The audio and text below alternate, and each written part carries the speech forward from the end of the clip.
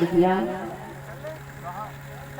बड़े भाव के साथ में हम सभी भगवान राम जी की पावन मंगलमयी कथा सुन रहे हैं। आनंदमयी श्री राघवेंद्र सरकार की पावन कथा को सुन करके अपने जीवन को हम सभी धन्य कर रहे हैं। ये ज्ञान यज्ञ आपके नगर हटवा में चल रहा है और वही इसमें गोता लगाता है जिस पर भगवान की बहुत बड़ी कृपा होती है, क्योंकि यही से आवत अति कठिनाई राम कृपा भी न जाए। अनेक प्रकार की बाधाएं आती हैं और भगवान की कथाओं में बाधाएं भी आती हैं। जिस पर मेरे भगवान की कृपा होती वही भगवान की कथा को सुनता है। हम सभी पर भगवान की बहुत बड़ी कृपा हो रही है, जो हम सभी बैठ के एक रूप से की होकर के श्री भगवान की पावन मंगलमयी कथा को सुन रहे हैं। मेरे भगवान बड़ी अद्भुत लीलाएं, बड़ी सुंदर सी लीलाएं श्री अवधधाम में किया। भोले बाबा माँ भवानी को राम जी की पावन मंगलमयी कथा सुना रहे हैं। श्री याज्ञवल्क्य महाराज जी भारद्वाज महाराज जी को ये भगवान राम की पावन मंगलमयी कथा सुना रहे हैं। काकभूषण श्री महाराज गरुड़ जी को श्री राम जी की पावन मंगलमयी कथा का सदर आस्वादन पान करा रहे हैं और हम सभी बैठ के राम जी की कथा पान आप राम हटवा में कर रहे हैं। श्री भगवान अनेकों लीलाओं को करते हैं। भगवान लेने के लिए श्री महाराज विश्वामित्र जी दशरथ के वहां आए। दशरथ से कहा मुझे राम और लक्ष्मण को दीजिएगा। देखिए दुनिया में हम सभी लोग हर चीज दे सकते हैं, लेकिन अगर कोई संतान को कह दे अपने दे दो तो बड़ा दुख होता है। लेकिन वचन में बंधे हुए श्री दशरथ जी थे। मेरे के वचन तो बहुत कुछ होते थे। आजकल के लोग झूठ में कसम हमेशा खाते हैं, 100 दिन में 100 बार खा जाते हैं। कोई काम होगा कहेंगे भैया काम कल कर दोगे, कहेंगे तुम्हारी कसम ये काम कल हो जाएगा, अपना भी नहीं खाएंगे। पहले जो लोग संकल्प करते थे, जो वचन होते थे, बहुत कुछ मायने रखता था।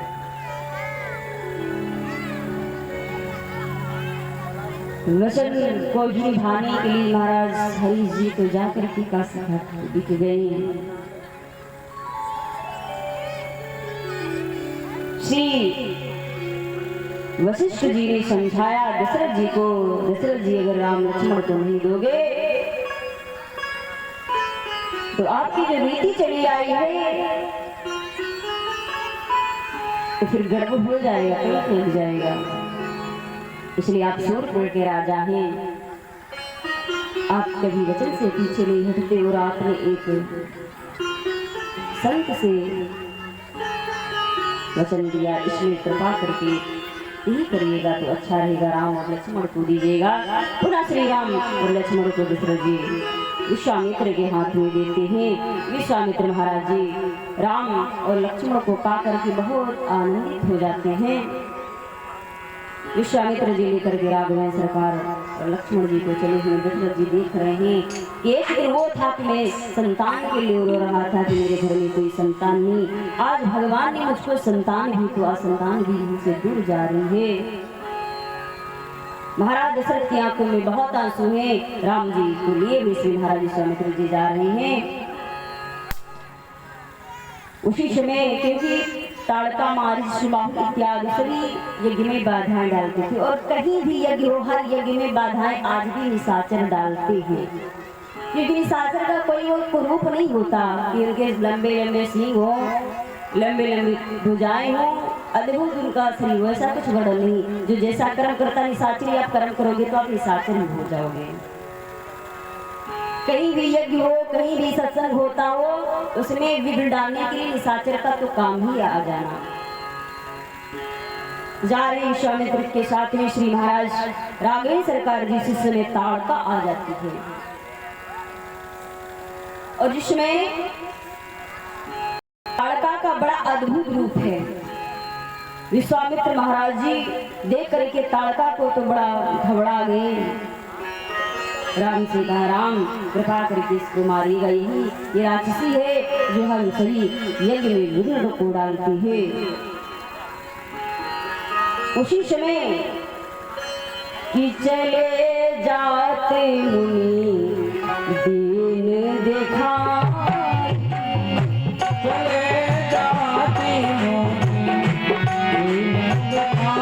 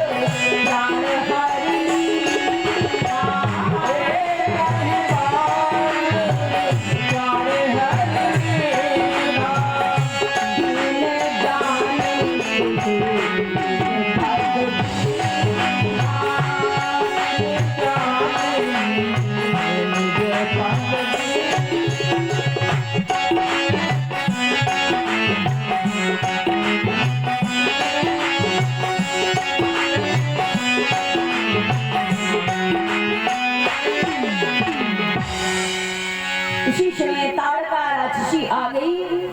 विश्वामित्र घबरा गए, राम इसको मारो। भगवान ने सोचा कि तो मैंने बाण का किसी पर प्रयोग नहीं किया, और एक तो जाति की स्त्री है और मैं भगवान तो जरूर, लेकिन राम क्षत्रिय कुल में अवतार ले, बोले मैं एक क्षत्रिय एक अवला पर एक नारी पर बाण का प्रयोग करूं। विश्वामित्र ने कहा, ये कोई अवला नहीं नारी तो समला है, मां समुद्र का प्रयोग करने वाली सुंदर की पत्नी है। दैत्य जैसे राक्षसी कर्म को करने से इसको ये गति प्राप्त हुई है। राम जी देखिए, अब राम जी गुरुदेव की आज्ञा का तो पालन करेंगे ही करेंगे। पुनः श्री महाराज राघवेंद्र सरकार ने एक बाण का प्रयोग किया और उसी समय ताड़का का काम सीताराम हो जाता है। उसी समय विशाला के पास में पहुंचे बड़े भाव के साथ में कि होम करने लागे मुनिझारी, आप रहे मक के रखवारी। श्री महाराज होम यज्ञ करना प्रारंभ कर दिया। मक्की रखवारे यज्ञशाला के इधर उधर खड़े हो गए। राम लक्ष्मण तर्कसमान को लेकर के खड़े हुए हैं। उसी समय मारीच का आगमन हुआ। श्री राघवेंद्र सरकार ने मारीच का भी उद्धार किया कि विनु पर बाण राम ते ही मारा,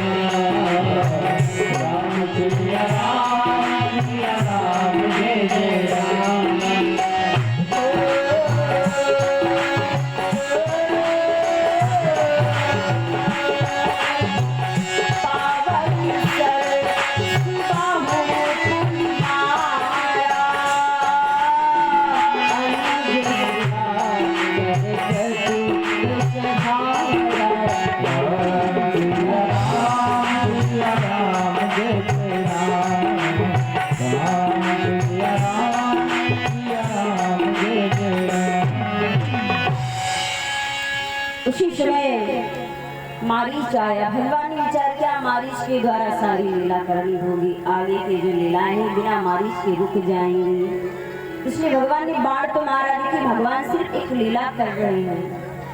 भगवान मैंने कहा बहुत बड़े अभिनेता है, लेकिन जब रोल अदा करते तो उसी रोल में उनको काम करना पड़ता है, ढलना पड़ता है। भगवान श्री राघवेंद्र सरकार ने बिना फर का बाण मारा, समुद्र के उस पार जाकर गिरा। उसी समय सुबाहु आया, सुबाहु को अग्निबाण श्री राघवेंद्र सरकार जी ने मारा, उसका भी काम तमाम हुआ। बड़े भाव के साथ में राघवेंद्र सरकार जी गुरु के वहां रह रहे हैं, विश्वामित्र के वहां ब्राह्मणों पर विप्रों पर दया कर रहे हैं। एक दिन की बात है, उसी समय श्री विश्वामित्र राम जी से बोले, राम मेरे साथ में आप एक चरित्र देखने के लिए चलिएगा। वो चरित्र बहुत सुंदर चरित्र है। तब मुनि सादर कहा बुझाई, चरित्र एक प्रभु देखिए जाई। वो चरित्र कौन सा है? चरित्र का वर्णन किया श्री महाराज जनक जी ने प्रतिज्ञा की है, प्रण किया है कि जो मेरे यहाँ धनुष रखा है, धनुष का जो खंडन करेगा वही मेरी पुत्री जानकी के साथ में उसका विवाह होगा। इसलिए इस प्रण को सुनकर के महाराज श्री महाराज जनक जी ने हर जगह पत्रिकाओं को भेजा था। 2 दिन से वहां से राजा धनुष को देखने के लिए आ रहे हैं। भाव होता है कि महाराज दशरथ के वहां नहीं भेजा था पत्रिका को। देखिए महाराज जनक जी ने सिर्फ प्रण किया है कि जो धनुष को खंडन करेगा वही जानकी से नाता छोड़ेगा। श्री महाराज विश्वामित्र ने चरित्र का वर्णन किया, इसलिए जनकपुरी में यज्ञ महोत्सव चल रहा है। धनुष यज्ञ का पावन वर्णन करके जिस समय राम को सुनाया, राम जी तो आनंदित हो गए। राम जी तो सब जान ही रहे हैं कि धनुष यज्ञ सुनी रघुकुल नाथा, हर्ष चले मुनिवर के साथ। बड़े हर्ष के साथ में कहा, प्रभुनाथ तो चलिएगा, गुरुदेव में सभी चलेंगे। विश्वामित्र राम लक्ष्मण के साथ में जनकपुरी की ओर जा रहे हैं। मार्ग में जिस समय पहुंचे, एक सुनसान मार्ग है और वहां पर एक पाषाण शिला को मेरे राम ने देखा कि पूछा मुनि शिला प्रभु देखी, सकल कथा सुन कहा विशेषी। श्री महाराज ने राघवेंद्र सरकार ने उस पाषाण शिला को देखा, कहा महाराज गुरुदेव कैसी शिला है? तो वर्णन करके श्री महाराज विश्वामित्र ने बतलाया। देखिए राम जी सब जाने, लेकिन गुरुदेव से पूछ रहे हैं, गुरुदेव का अभिवादन कर रहे हैं। तो बड़े भाव के साथ में विश्वामित्र ने कहा, गौतम नारी श्राप बस उपल देख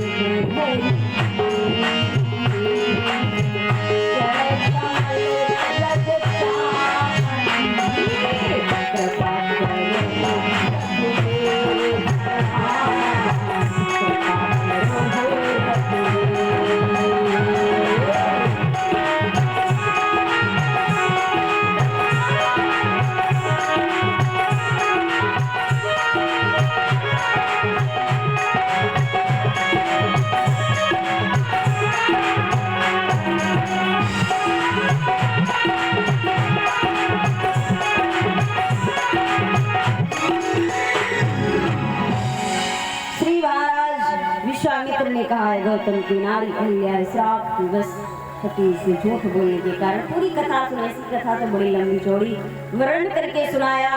प्रभु अगर आपकी रज जरा सी मिल जाए तो इसका भी उद्धार हो जाए।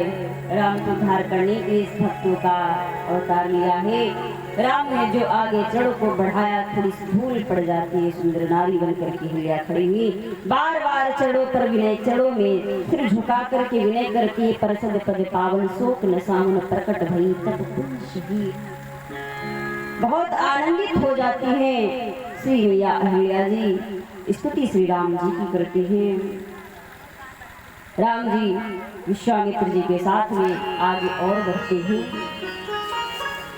क्योंकि आज तो बड़ी पावन कथा है। तो जल्दी के साथ में सभी लोग चले हैं जनकपुरी में।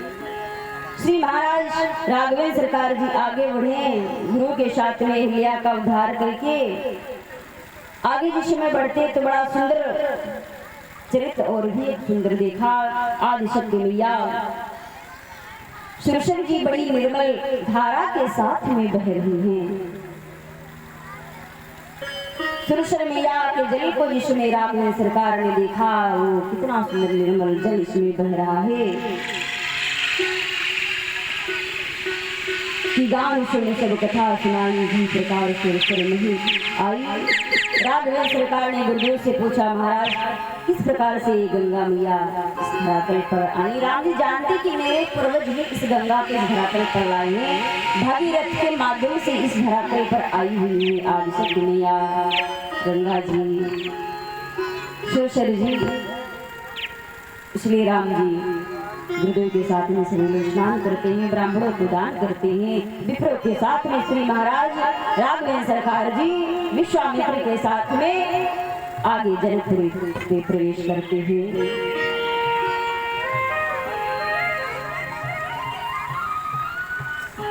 विश्वामित्र महामुनि आए,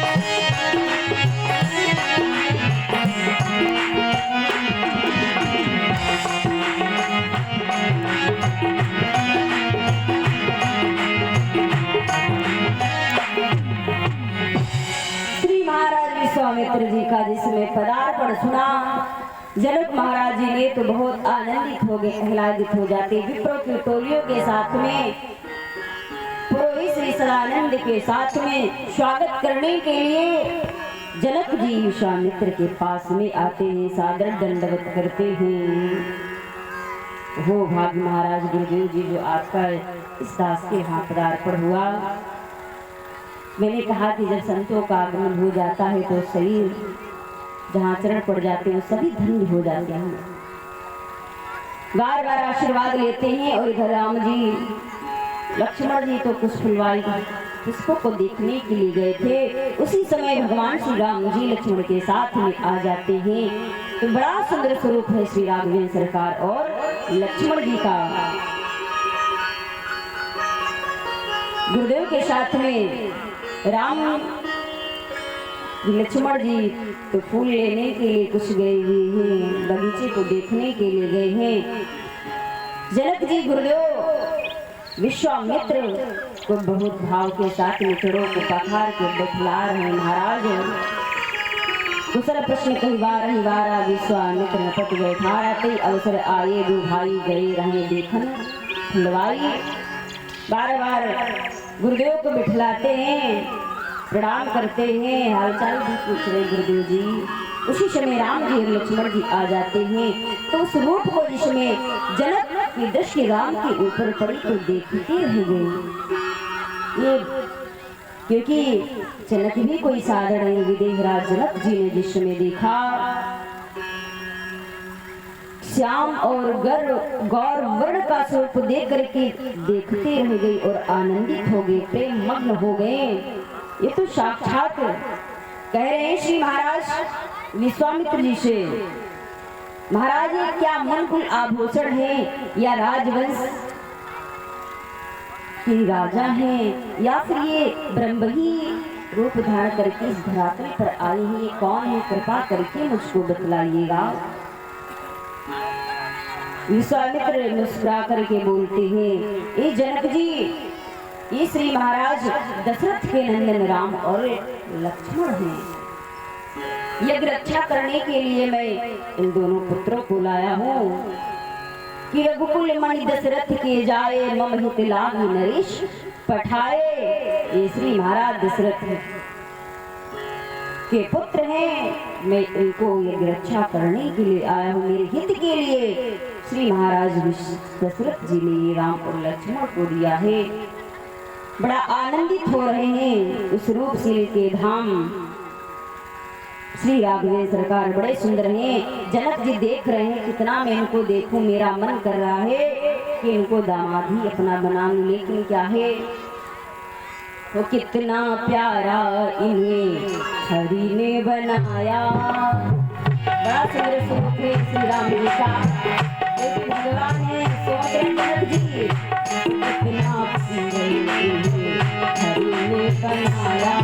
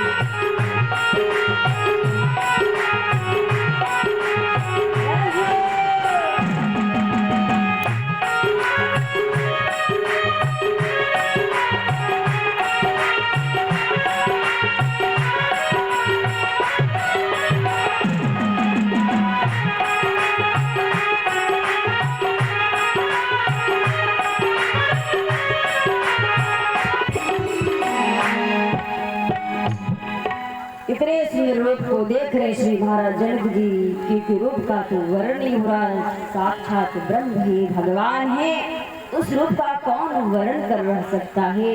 जनक जी सोच रहे मैंने तो प्रण किया है, मैंने जो प्रण के भी पीछे नहीं हटने वाला मन तो करता कहीं यही मेरे दामाद बन जाते, कितना आनंद आता हमको। बड़ा सुंदर स्वरूप है, बार बार सो छवि के दर्शन कर रहे हैं। श्री महाराज विश्वामित्र जी कह रहे हैं ब्रह्म और जीव की तरह स्वाभाविक प्रेम है इन दोनों पुत्रों में, बड़ा सुंदर स्वभाव है। और जो सज्जन होते हैं उनके तो सज्जनता अलग से ही दिखती, जो ब्रह्म हो तो कहना ही क्या। बड़े भाव के साथ में जनक जी सादर अभिवादन करते हैं। पुनः सुंदर रहने के लिए हर मौसम में सुख देने वाले भवन में श्री विश्वामित्र राघवेंद्र सरकार और लक्ष्मण सहित विश्राम करते हैं। इधर महाराज राघवेंद्र सरकार के छोटे भाई लक्ष्मण जी हैं। जनक की बहुत सुंदर सजी हुई, क्योंकि धनुष युद्ध चल रहा है। लक्ष्मण जी के मन में भाव है कि मैं जनकपुरी को देखने के लिए कैसे जाऊं। बड़ी सुंदर सजी है, क्योंकि जनकपुरी में ये यज्ञ महोत्सव चल रहा, तो जनकपुरी सजी है से एक राजागण भी उपस्थित हो रहे हैं। लक्ष्मण के मन में कि मैं इस जनकपुरी को देखने के लिए कैसे जाऊं। राम जी भगवान जी समझ गए कि लक्ष्मण के हृदय में कुछ लालसा आई है जनकपुरी को देखने के लिए। तो इसलिए राम जी गुरुदेव के पास में गए। देखिए मेरे राम जी भगवान है, चाहते तो चुप दोनों भाई चुपचाप निकल जाते जनकपुरी को घुमाते, लेकिन बिना आज्ञा के राम जी कहीं नहीं जाते हैं। गुरुदेव के पास में गए और कहा प्रभुनाथ कि लखन हृदय लाल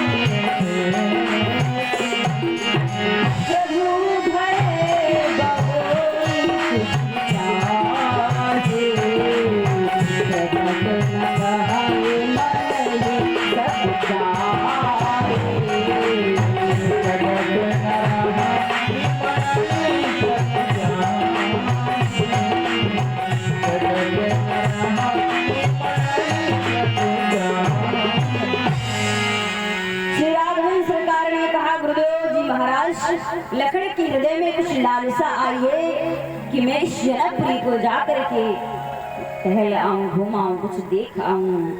मन में कुछ संकोच बस नहीं प्रकट कर पाए गुरुदेव, इसलिए मैं आपसे आज्ञा लेना चाह रहा हूँ। राम अंजुमन की गति जानी, भगत पहलत ये हुई सानी। श्री महाराज राम लक्ष्मण के हृदय की भावनाओं को तुरंत जानेंगे विश्वामित्र जी। अरे राम जी तो जाना ही चाह रहे, लक्ष्मण जी भी जाना चाह रहे हैं। बहाना तो लक्ष्मण का, लेकिन जाना तो दोनों ही लोग चाह रहे हैं। अब गुरुदेव क्या नहीं जानते, सब कुछ जानने वाले गुरुदेव, लेकिन मेरे राम जी धन्य आज्ञा बिना लिए नहीं जा रहे हैं। ये राम कथा तो हमको सतमार्ग पर चलना सिखाती है, अच्छे मार्ग पर चलना सिखाती है कि बिना बड़ों की आज्ञा लिए कोई काम नहीं करना चाहिए। अब श्री महाराज राम जी ने जिसमें बार बार आज्ञा ली, विनती के साथ में, बड़े सुंदर भाव के साथ में, तो गुरुदेव जी भी बहुत हर्षित हो गए। गुरुदेव जी क्या रोक सकते थे? नहीं, रोक तो नहीं सकते थे। तो बड़े हर्ष के साथ में गुरुदेव जी ने आज्ञा दिया राम और श्री महाराज लक्ष्मण जी को कि जाई देखी आवहु नगरो सुखधाम दो भाई, करम सफल सबके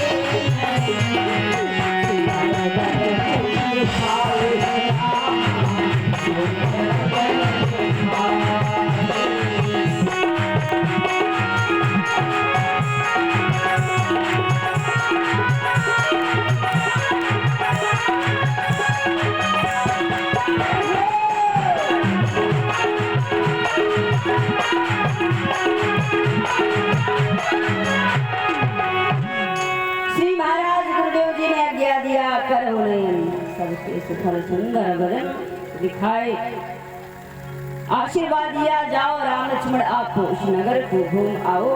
अपने इस सुंदर, क्योंकि भगवान विश्वामित्र तो जान गए ब्रह्म है, भगवान जो दर्शन करेगा उसका तो जीवन धन्य हो जाएगा। श्री राघवेंद्र सरकार जी को आज्ञा दी, आज्ञा लेकर के दो भाई जनकपुरी में प्रवेश करते हैं। और इसने जनकपुरी में प्रवेश किया, जो वहां के लोगों ने उस राम की छवि को देखा। कितने सुंदर ये दोनों बालक है, किशोरा अवस्था में वर्णन नहीं हो सकता कितना सुंदर स्वरूप है भगवान का। अब वहां की जो बाल गोपालों ने पहले देखा तो पूरे नगर में धीरे धीरे चर्चा हो गई। बड़े बोर जिसकी भी दृष्टि मेरे राम के ऊपर पड़ती है तो देखते हुए जा रहे हैं कि देखन नगर भूप सुत आए समाचार पुरुषी पाए। समाचार जो सुन रहे हैं कि दो किशोरा अवस्था में बालक है, एक गौर वर्ण का है, एक श्याम वर्ण का है, बड़ा सुंदर भाव है, बड़े सुंदर दोनों पुत्र हैं, बड़े सुंदर देखने में है। तो सभी के सभी भगवान के पीछे पीछे चले हैं, भगवान को देख रहे हैं, कितना भगवान को देख लो। वहां की जो बहनें वो भी भगवान को देखने लगे। अब तो पूरे नगर में धीरे धीरे यही चर्चा है कि दो बालक आए। अब गांव की जो बूढ़ी बूढ़ी माताएं थी वो भी अपने घर से निकल निकल करके भगवान राघवेंद्र सरकार और लक्ष्मण जी के दर्शन कर रहे हैं। और नगर की जो बहुएं हैं वो सास से आज्ञा ले रही है, माता श्री हमको भी आज्ञा दे दी, मैं भी दोनों पुत्रों को देखा हूँ। लेकिन सास, आजकल की सास किसे कहते, जो सांसें न लेने की वही तो सास कह रही आप नहीं देखोगे तो काम नहीं चलेगा। अब भाई बहुओं को तो सास की आज्ञा का पालन करना चाहिए। एक बात कहूँ, अगर जिस सास ने अपनी बहू को अपनी पुत्री मान लिया, उस घर में तो सास बहू की झगड़ा झंझट तो कभी होने वाला ही नहीं है। और जो बहू को अपनी बहू माना, पुत्री नहीं माना, तो लड़ाई झगड़ा चलता ही रहेगा, खाना भोजन अलग बनते रहेगा। कि जहाँ सुमता संपत्ति नाना, जहाँ कुमति तहाँ विपत्ति निधाना। जब अच्छी सुमति होगा, अच्छा भाव होगा, तो धन का ठिकाना नहीं होगा, वहाँ पर बड़ा सुंदर भाव हो जाता है। इसलिए हर सास को अपनी बहू को पुत्री मानना चाहिए, पुत्री को सास को अपनी माता का भाव देना चाहिए। अब वहाँ की जो बहुएं नई नवेली भगवान को देखना चाह रही कि मैं भगवान के स्वरूप को कैसे देखूं, तो सास से आज्ञा ले रही है। तो सास आज्ञा जब नहीं देती तो वो महिलाएं अटारियों पर बहुएं चढ़ जाती हैं कि जुवती भावनी झरोखने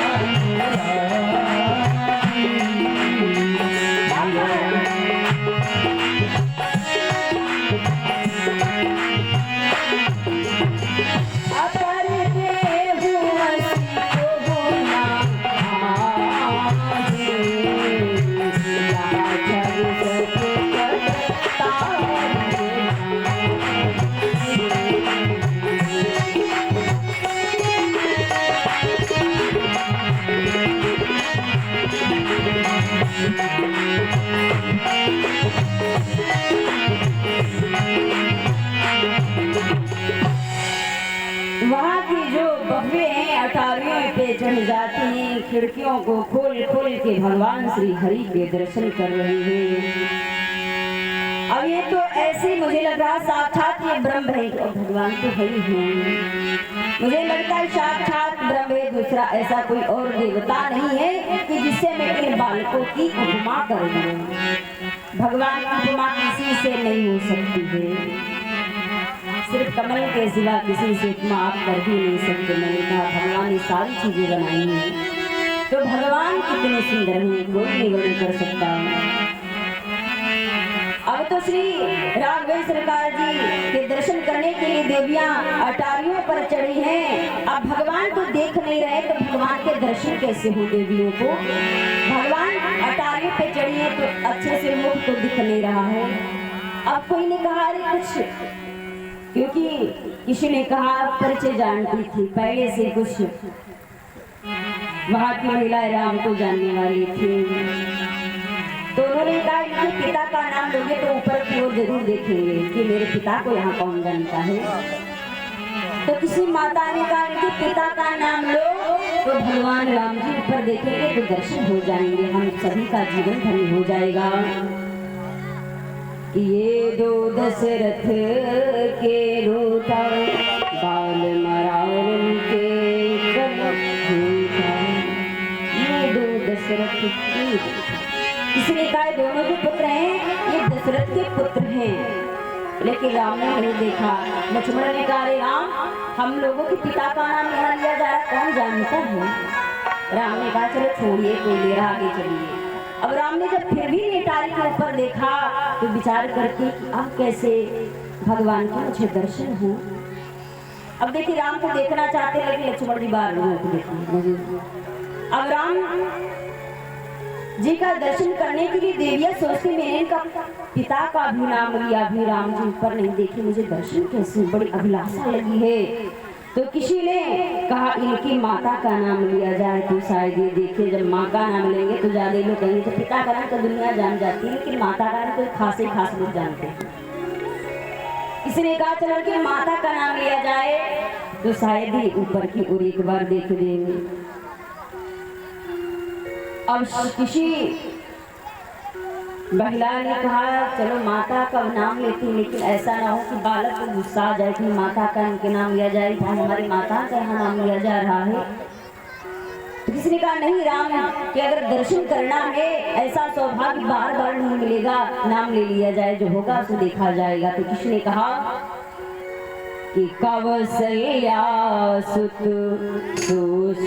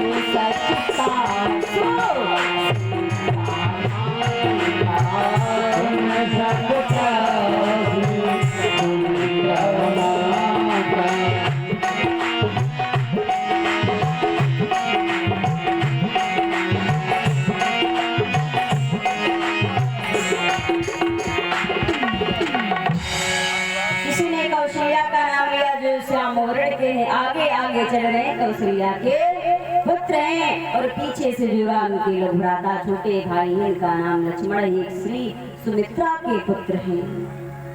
अरे लक्ष्मण ने कहा तुम्हारे पिता का रखो दुर्माताओं का भी नाम हम का मेरा भी नाम जानती है। जिसमें राम सरकार ऊपर देखते तो वहाँ की देवियां फूलों की बरसात कर रही हैं। सुमन देखिए सुमन का मतलब होता है तो फूल, सुमन में फूल भी होता है, सुमन सुंदर और मन मानिए मन। जिसने इस सुंदर मन को श्री गोविंद जी के चरणों में समर्पित कर दिया उन सभी का जीवन धन्य हो जाता है। इस सुंदर मन को सभी राघवेंद्र सरकार को समर्पण कर रही देवियां बड़ा आनंदित हो रही हैं।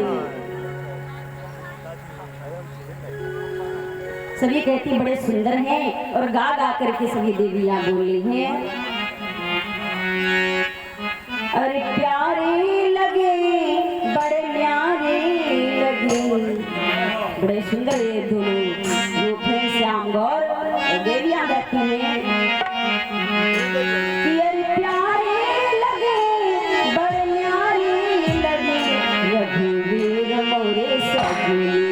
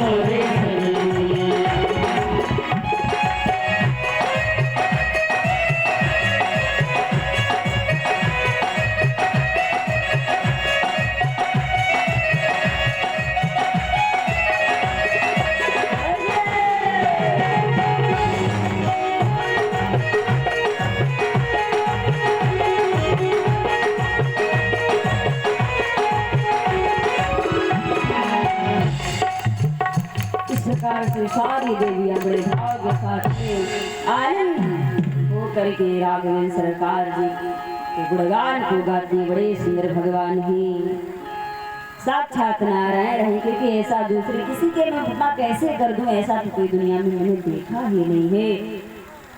श्री राघवेंद्र सरकार जी जा रही, सारी देवियां दर्शन कर रही हैं। सभी के भावों को मेरे राम जी जान रहे, जैसे जिस भाव से जो देख रहा भगवान दर्शन देते हुए सभी को जा रहे हैं। राघवेंद्र सरकार जी उस रंगभूमि में लक्ष्मण को ले गए जहाँ पर धनुष रखा हुआ है।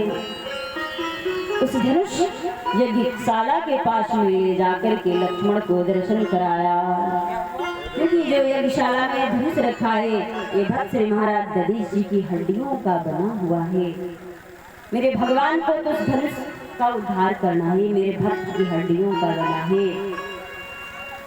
ये दधीच महाराज जी आज भी बहुत बड़ा विशाल मंदिर बना, परिक्रमा होती है, अभी फागुन की हो चुकी परिक्रमा। मिश्रिक में बड़ा सुंदर श्री महाराज दधीच जी का मंदिर बना है। दधीच महाराज ने देवताओं की रक्षा करने के लिए जो धनुष दिया था, ब्रह्मा ने इंद्र को, इंद्र ने दधीच जी को, दधीच ने उसको पान कर दिया था। देवासुर संग्राम में इस धनुष को मांगा तो उन्होंने कहा धनुष को तो मैं घोट के पान कर चुका हूँ, लेकिन मेरे से जो हो सकेगा मैं वो करूंगा। सारे बदन में नमक लगवा करके गइयों से चटवाए थे, जिससे हड्डियों से धनुष बना था। तो मेरे राम जी देख रहे, मेरा भक्त ऐसा हुआ जिसने अपने शरीर को ही दान में कर दिया। और जो परहित के लिए ऐसा काम करते हैं तो भगवान उनका कल्याण करते हैं।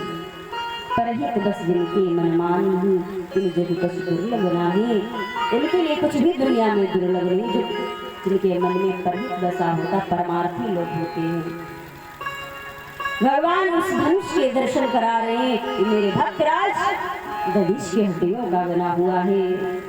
दर्शन करके पुनः श्री महाराज राघवेंद्र सरकार लक्ष्मण के साथ में गुरुदेव जी के पास में वापस आते हैं। गुरुदेव के पास में पहुंचे, गुरुदेव का सादर अभिवादन करते ही सायंकाल बेला हो गई। संध्या वंदन किया गुरुदेव जी ने, राम जी चरण पखारना, चरणों को दबाना प्रारंभ कर दिया। जो गुरु के वहां गुरुकुल में रहते हैं वो सभी गुरु की सेवा को बड़े भाव से करते हैं। हमारे राम जी भी गुरु के चरणों को दबाना प्रारंभ कर दिया।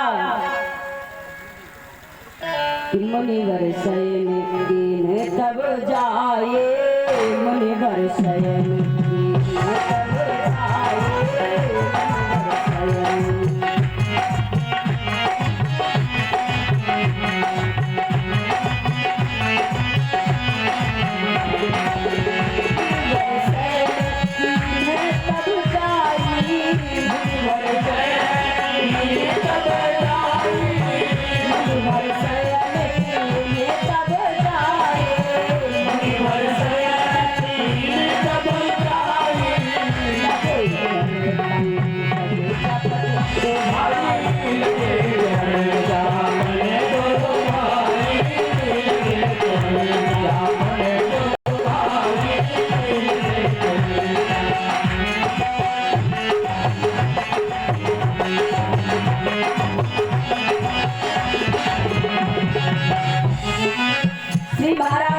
राघवेंद्र सरकार ने जिसमें चरणों को दबाना प्रारंभ कर दिया। गुरु जी लेटे हुए हैं, बार बार मुनि आज्ञा दी, बार बार मुनि आज्ञा दी, बार बार मुनि आज्ञा दी, बार बार मुनि आज्ञा दी।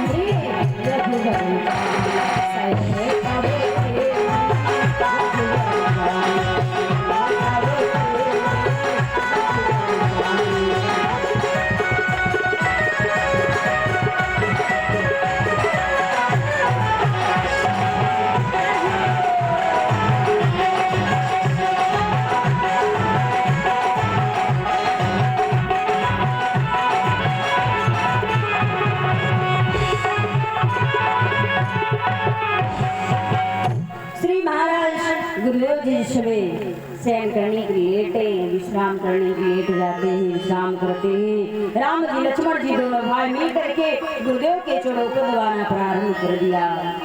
गुरुदेव का सम्मान करना मेरे राम से सीखे, भगवान से सीखिए। बार बार गुरुदेव आज्ञा दे रहे, एक बार में या तो कहते जबरदस्ती गुरुदेव जी पैर छुआते हैं, पैर दबवाते हैं। पिताजी सोचते भैया जी दबा दे, थोड़ा थकावट दूर हो जाए। कहेंगे दबा दो तो जबरदस्ती कहे 4-5 मिनट बैठ जाएंगे, सोचेंगे कभी एक बार कहेंगे तो जाके बिस्तर लेट हो जाएंगे। लेकिन राम जी बार बार गुरुदेव जी आज्ञा दे रहे हैं कि आप शयन कर लो। बार बार आज्ञा पाई तो राम लक्ष्मण जी पुनः जाकर के लेट जाते हैं। प्रातः काल होता है, प्रातः काल हुआ तो गुरुदेव जी का पूजन करना है। इसलिए जब हम लोग पूजन करते हैं तो उसमें फूल की भी थोड़ी आवश्यकता होती है। प्रातः काल हुआ तो श्री गुरुदेव जी ने राम जी से कहा मुझे कुछ पूजन करना चाहिए, कुछ पुष्पों की आवश्यकता है। श्री राघवेंद्र सरकार गुरुदेव की आज्ञा को लिया।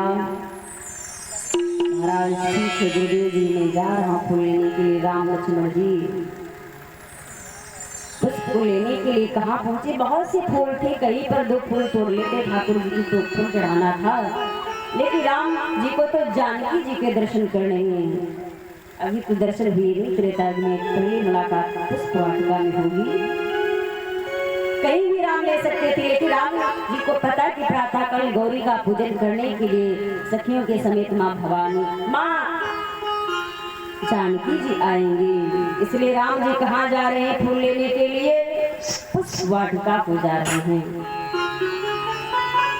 पुष्प वाटिका के पास में श्री राघवेंद्र सरकार जी पहुंचे फूल लेने के लिए।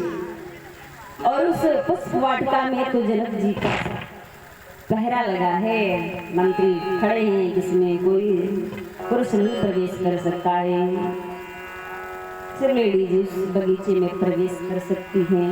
अब राम जी सब कुछ जाने फिर भी माली के पास में पहुंचे। माली से पूछने लगे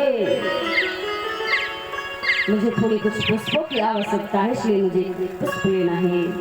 माली ने कहा भगवान पुष्प ये तो आप पुरुष हो, इसमें जाना है तो ऐसे वर्जित है। हम कुछ जनक जी को नौकरी सिखा देंगे। अगर फूल लेना है तो आपको करना क्या होगा? क्या ये फूल एको न देवे जनानी बगिया हो, फूल एको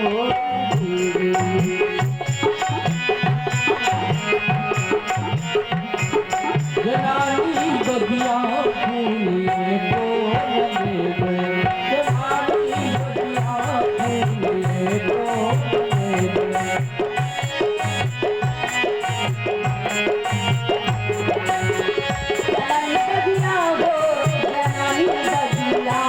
फूल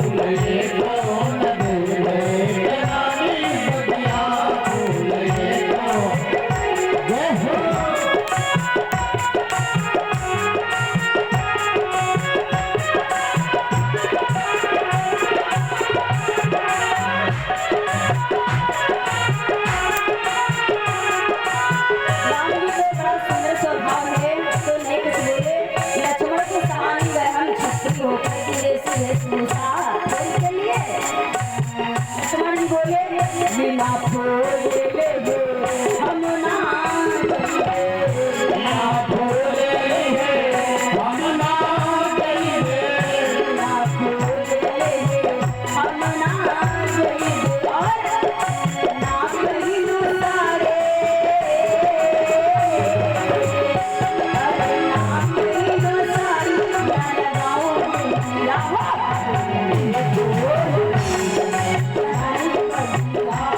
फूले कौन मिलबे, रानी बगिया फूले कौन मिलबे।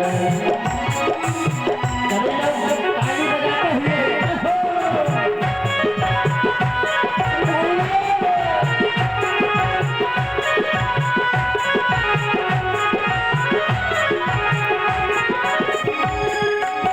जनानी बगिया राम जनानी बगिया फूल बोल जनानी बगिया फूले कौन मिलबे, रानी बगिया फूले कौन मिलबे।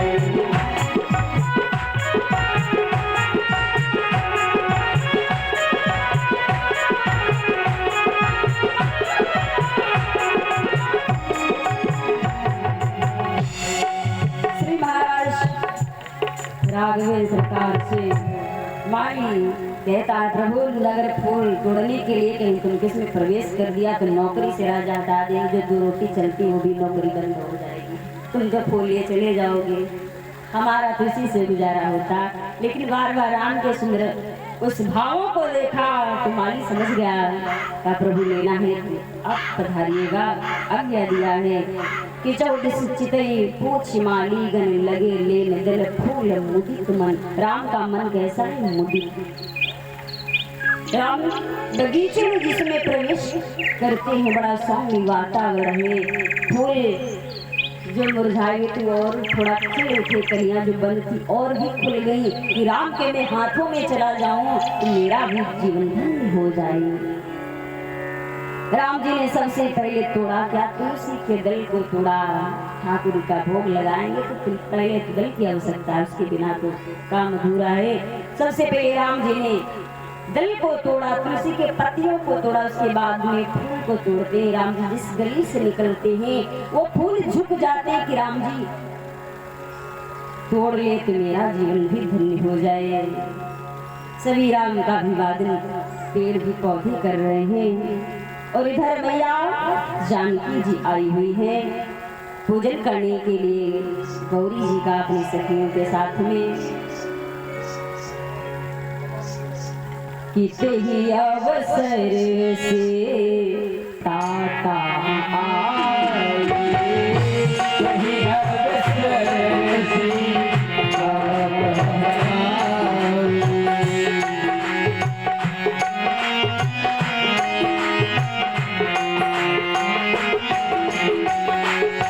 अवसर से ताता आए, कहीं अवसर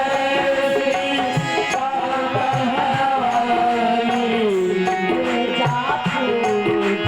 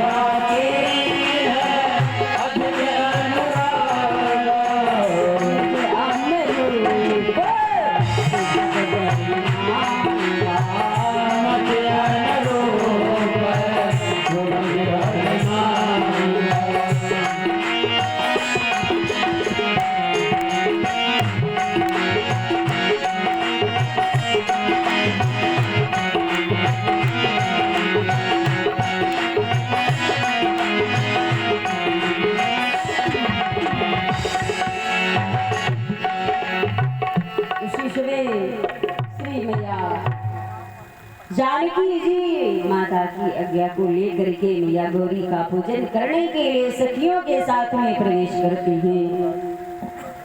सभी बड़े मनोहर गीतों को गा रही हैं। साथ में सखी आई है, मैया गौरी का पूजन जानकी जी कर रही हैं। और मैया के साथ में सखियां हैं, तो कुछ सखी चतुर सखी थी। देखिए सभी का तो पूजन में नहीं मन लगता है। एक चतुर सखी थी, उसका मन नहीं लगा, दौड़ती दौड़ती इधर उधर जा रही बगीचे में। मैया जी पूजन कर रही है। मैया जी मांगती क्या है? पूजा की अधिक अनुरागा निज अनुरूप सुभग वर मांगा। पूजा भी कई प्रकार की होती है। एक तो सप्तगुणी पूजा, दूसरी रजगुणी पूजा, तीसरी तमोगुणी पूजा।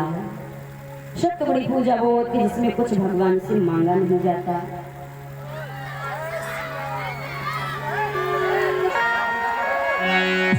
क्या बात है।